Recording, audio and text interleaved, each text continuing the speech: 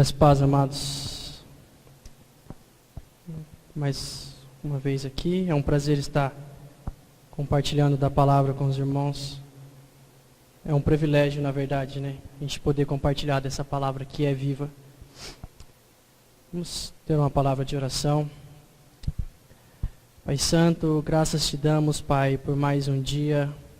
Até aqui o Senhor tem nos sustentado, Pai. O Senhor tem nos mantido aqui no Teu caminho, Pai. Que o Teu Espírito Santo, Pai, revele no coração de cada um aqui, Pai, a Tua palavra. Que Cristo seja revelado aqui, Pai. Que cada um aqui possa sair com Cristo formado neles mesmos, Pai. Em nome do Senhor Jesus Cristo. Amém. Queridos irmãos, eu queria compartilhar com vocês 3 temas que eu separei aqui, que nós vivemos hoje, nos nossos dias atuais. O primeiro tema é como os líderes e pastores de igrejas que se dominam evangélicas têm se comportado e o que eles têm pregado, né, nas suas comunidades, pelos seus ministérios. O segundo tema é o que as pessoas têm buscado.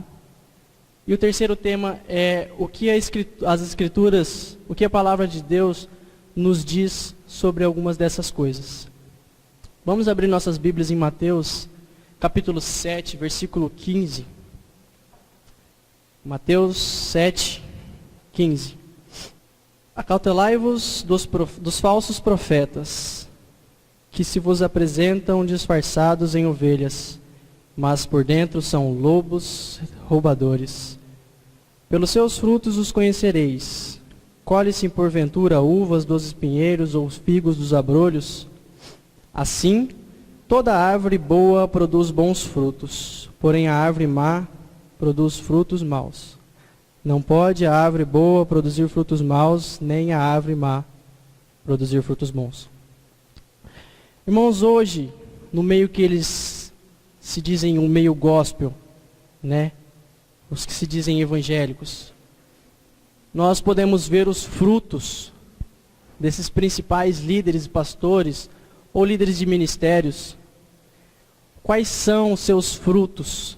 Os frutos que eles têm produzido são escândalos, adultério, homossexualidade, fornicação, pastores ou líderes de ministérios se divorciando e casando de novo. Esses são os frutos dessas pessoas. E o que eles têm pregado? O que eles têm falado para as pessoas? Vamos abrir a nossa Bíblia em 2 Pedro, capítulo 2, versículo 1 e 2. Assim como no meio do povo surgiram falsos profetas, assim também haverá entre vós falsos mestres, os quais introduzirão dissimuladamente heresias destruidoras, até ao ponto de renegarem o soberano Senhor, que os resgatou, trazendo sobre si mesmos repentina destruição. E muitos seguirão as suas práticas libertinas, e por causa deles será infamado o caminho da verdade.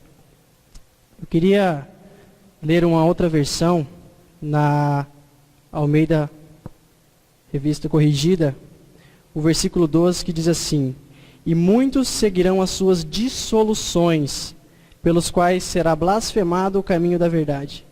Irmão, dissolução, um exemplo de dissolução é a água e o suco. Quando você pega a água e mistura no suco, aquele de saquinho, você pode ver que eles se misturam. E é isso que eles fazem com a palavra.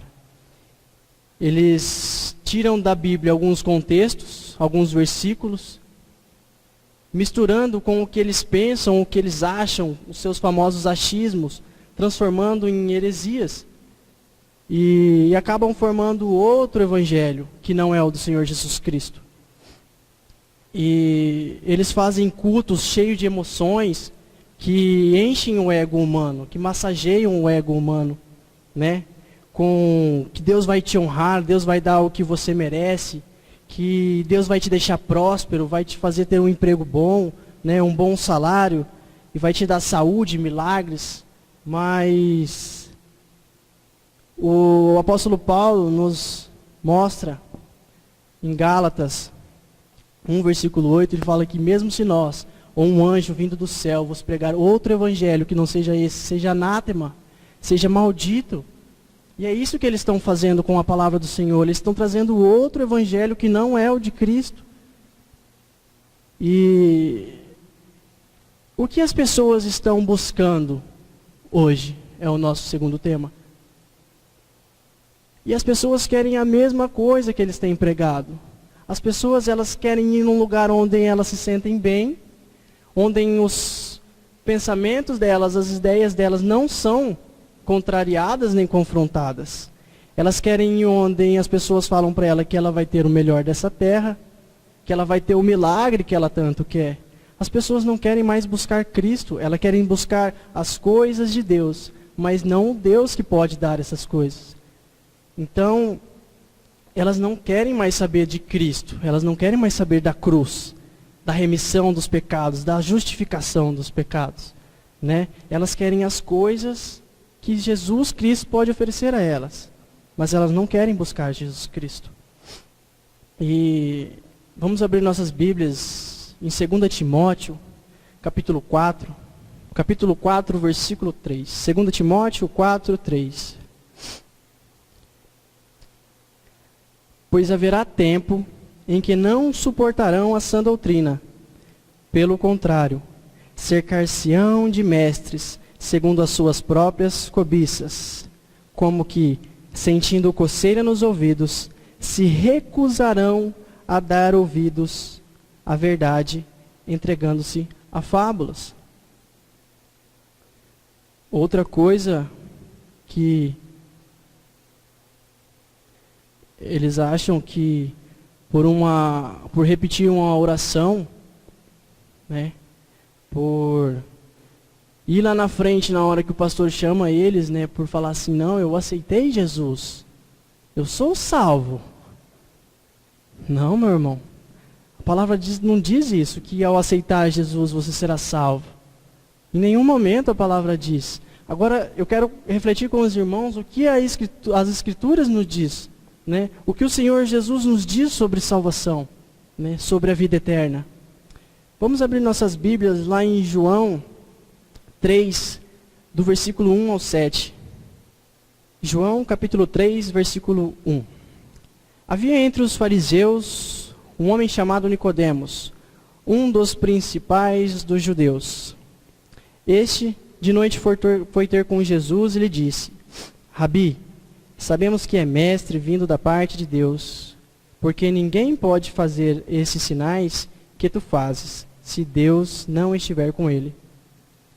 A isso, respondeu Jesus, em verdade te digo, que se alguém não nascer de novo, não pode ver o reino de Deus. Perguntou-lhe Nicodemos, como pode um homem nascer sendo velho?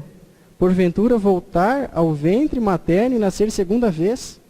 Respondeu Jesus, em verdade te digo, quem não nascer da água e do Espírito, não pode entrar no reino de Deus.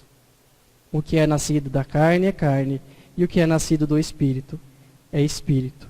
Não te admires de Deus te dizer, importa-vos nascer de novo. Um pouco à frente, no versículo 14, nós podemos ver a maravilhosa obra da cruz do Senhor Jesus Cristo. E de modo, porque Moisés levantou a serpente no deserto, assim importa que o Filho do Homem seja levantado. Em João 12:32, Jesus diz, e eu, quando for levantado da terra, atrairei todos a mim mesmo. Aí começa o nosso novo nascimento. Quando Jesus Cristo foi levantado da terra naquela cruz, ele disse que nos atraiu a ele. Então aquela morte também foi a nossa morte. Aquela morte não foi só de Jesus Cristo.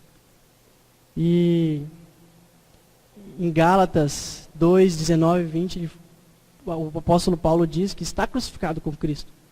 Vivo não mais eu, mas Cristo vive em mim. E este viver que tenho agora vivo pela fé no Filho de Deus que me amou e a por mim se entregou. Então, aquela morte também era nossa, e nós estamos crucificados com Cristo. Vamos abrir nossas Bíblias em Romanos 6, Versículo 1. Que diremos, pois? Permaneceremos no pecado para que seja a graça mais abundante? De modo nenhum. Como viveremos ainda no pecado, nós, os que para ele morremos? Ou porventura ignorais que todos nós, que fomos batizados em Cristo Jesus, fomos batizados na sua morte?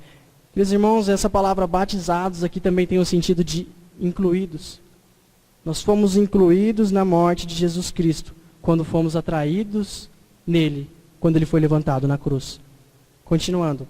Fomos, pois, sepultados com ele, na morte pelo batismo, para que como Cristo foi ressuscitado dentre os mortos, pela glória do Pai, assim também andemos nós em novidade de vida. Porque se fomos unidos com ele na semelhança da sua morte, certamente o seremos também na semelhança da sua ressurreição. Sabendo isto, que foi crucificado com ele o nosso velho homem, para que o corpo do pecado seja destruído, e não sirvamos o pecado como escravos.